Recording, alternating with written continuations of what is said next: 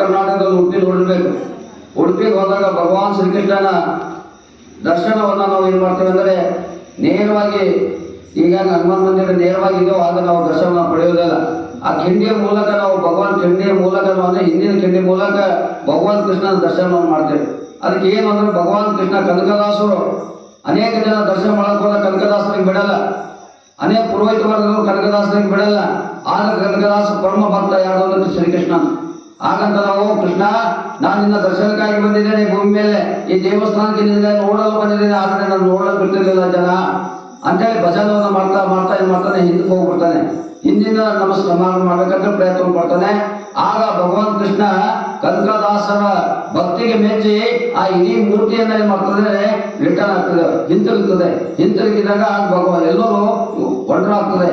ಆಗ ಇಂದಿಗೂ ಕೂಡ ನಾ ಯಾಕೆ ಹೇಳ್ತೇನೆ, ಭಗವಾನ್ ಕೃಷ್ಣ ಮಹಾಭಾರತಕ್ಕೆ ಅಷ್ಟೇ ಸೀಮಿತಲ್ಲ, ಇಂದಿಗೂ ಕೂಡ ಭಗವಾನ್ ಕೃಷ್ಣನ ಲೀಲೆಗಳು, ಭಗವಾನ್ ಕೃಷ್ಣನ ಚಮತ್ಕಾರಗಳು ಇಂದಿಗೂ ಕೂಡ ನಡೀತಾ ಇವೆ.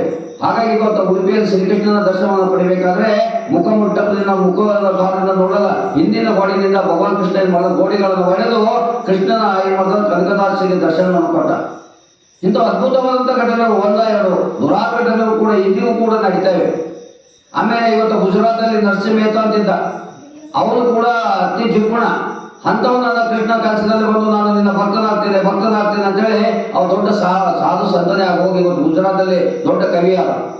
ಹಾಗಾದ ನಂತರ ಮೀರಾಬಾಯಿ ಹ್ಯಾಂಗ ನಮ್ಮ ಕರ್ನಾಟಕದಲ್ಲಿ ಅಕ್ಕಮಹಾದೇವಿಯನ್ನ ಚನ್ನಮಲ್ಲಿಕಾರ್ಜುನ ಗಂಡ ಅಂತ ಹೇಳಿ ಅಕ್ಕಮಹಾದೇವಿ ಕರ್ಕೊಂಡು, ಹಾಗೆ ಮೀರಾಬಾಯಿ ಕೂಡ ಗಂಡ ಶ್ರೀಕೃಷ್ಣನ ಗಂಡ ಅಂತ ಹೇಳಿ ಮೀರಾಬಾಯಿನ ಸಾಮಾನ್ಯ ಅಂತ ಒಬ್ಬ ರಾಜ್ಕುಮಾರಿ ಮನೆತನದವರು ರಾಜನ ಮಗಳು. ಇವತ್ತು ನಾಳೆ ಏನೇ ಕೊಡುಗೆಗಳೆಲ್ಲ ನಾವು ನೋಡ್ತೇವೆ, ಸ್ವಲ್ಪ ಶ್ರೀಮಂತ ಬಂದರು ನಾ ಏನೇನೋ ಮಾಡ್ತಾ ಇದ್ದಾರೆ, ಆದ್ರೆ ಹಾಗೆ ಮಾಡಲಿಲ್ಲ. ಅಧ್ಯಾತ್ಮದಲ್ಲಿ ಭಗವಾನ್ ಶ್ರೀಕೃಷ್ಣನ ಗಂಡನ ಭಾವಿಸ್ಕೊಂಡು ಅವಳೇನೋ ದೊಡ್ಡ ಸಾಹಿತಿ ಅದು.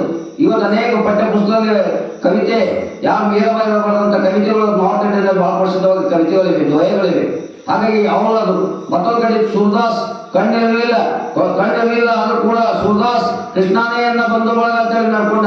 ಆಗ ಒಂದು ಬಾಯಲ್ಲಿ ಬೀಳ್ತಾನೆ ಸೂರದಾಸ್, ಆ ಕೃಷ್ಣ ಹೇಳ್ತಾನೆ ಎಬ್ಬಿಸ್ತಾನೆ, ಆದ್ರೆ ನೀನ್ ದಿವ್ಯವಾದಂತ ದೃಷ್ಟಿ ಕೊಡ್ತೇನೆ, ನಿನ್ ಬಾಯಲ್ಲಿ ಮೇಲೆ ಬಿಟ್ಟು ನಿನ್ ದುಃಖ ಆಗ್ತದೆ. ಆಗ ಸೂರದಾಸ್ ಹೇಳ್ತಾನ ಏನಂತಂದ್ರೆ, ನಿನ್ನ ನನ್ನ ಕಣ್ಣು ಕೊಡಬೇಡ, ಯಾಕೆ ಕಣ್ಣು ಕೊಡೋಲ್ಲ ಅಂದ್ರೆ ನನ್ನ ಕಣ್ಣುಗಳು ಪಾಪ ಮಾಡ್ಬೋದು, ಅದಕ್ಕಾಗಿ ನನ್ನ ಕಣ್ಣಿಲ್ಲದೆ ನಿನ್ನ ದಿವ್ಯವಾದಂತ ಪರಮಾತ್ಮನ ಭಕ್ತನಾಗಿ ನನ್ನ ಕೆಲಸ ಮಾಡ್ತೇನೆ. ಸೂರದಾಸ್ ತ್ಯಾಗವನ್ನು ಮಾಡ್ತಾನೆ, ಕಣ್ಣು ಕೂಡ ಬೇಡ ಅಂತ ಹೇಳ್ತಾರೆ.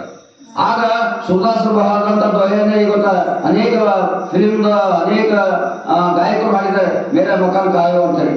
ಅಂತ ದೊಡ್ಡ ಇವತ್ತ ಇಂದಿಗೂ ಕೂಡ ಕೃಷ್ಣನ ಲೀಲೆಗಳನ್ನ ನಾವು ನೋಡ್ತಾ ಇದ್ದೇವೆ. ಹಾಗಾಗಿ ಅನೇಕ ದಾಸರು ಹೆಂಗ ನಮ್ಮ ಕರ್ನಾಟಕದಲ್ಲಿ ಶರಣರಾಗೋದ್ರಲ್ವ, ಹಾಗೆ ಕರ್ನಾಟಕದಲ್ಲಿ ಕೂಡ ದಾಸರಾಗೋದು. ಆದ ಪುರಂದಾಸರು ಇರ್ಬೋದು, ಅನೇಕ ದಾಸರು ಏನ್ ಮಾಡಿದ್ರು, ಕೃಷ್ಣನ ಕೊಂಡಾಡಿ ಆ ಪರಮಾತ್ಮ ದಿವ್ಯವಾದಂತಹ ದರ್ಶನ ಪಡೆಯುವುದು. ಇವತ್ತು ರಾಘವೇಂದ್ರ ನಮ್ಮ ಮಂತ್ರಾಲಯಕ್ಕೆ ಹೋಗ್ತೇವೆ, ಭಾಳ ಜನ ಮಂತ್ರಾಲಯಕ್ಕೆ ಹೋದಾಗ ಮಂತ್ರಾಲಯ ರಾಘವೇಂದ್ರ ಗುರು ಯಾರು, ಭಗವಾನ್ ಶ್ರೀಕೃಷ್ಣ. ಇವೆಲ್ಲ ಚರಿತ್ರೆಯನ್ನ ತಿಳ್ಕೊಂಡಾಗ ಆ ಪರಮಾತ್ಮನ ಮೇಲೆ ನಾವು ಹೋಗಕ್ಕೆ ಸಾಧ್ಯ ಆಗ್ತದೆ. ಆ ನಿಟ್ಟಿನಲ್ಲಿ ಇವತ್ತು ನಮ್ಮ ಔಷಿಮೋಡ್ ಕಾಲದಲ್ಲಿ ಭಗವಾನ್ ಶ್ರೀಕೃಷ್ಣನ ಜೀವನದ ಚರಿತ್ರೆಯನ್ನು ಸುಮಾರು 1 ತಿಂಗಳ ಕಾಲ ನಮ್ಮ ಈ ಕಾಲದಲ್ಲಿ ಎಷ್ಟು ಜನ ಭಾಗವಹಿಸಿದ್ದಾರೆ, ಎಷ್ಟು ಜನ ಕೇಳಿದ್ದಾರೆ ಅನ್ನೋಕ್ಕಿಂತ ಮುಖ್ಯ ಎಷ್ಟು ಹೃದಯಗಳು ಪರಮಾತ್ಮ ಕಡೆ ಆಶೀರ್ವಾದ ಆಗ್ತದೆ ಬಹಳ ಮುಖ್ಯ ಆಗ್ತದೆ. ಯಾಕಂದ್ರೆ ಆಧ್ಯಾತ್ಮಿಕ ಇದೆ, ಇದೇನು ಒತ್ತಾಯ ಮಾಡಿ ಕೊಡುವಂಥದ್ದಲ್ಲ. ಈಗಾಗಲೇ ಪರಮಾತ್ಮನ ಅನುಗ್ರಹ ನಮ್ಮ ಎಲ್ಲೆಲ್ಲಿ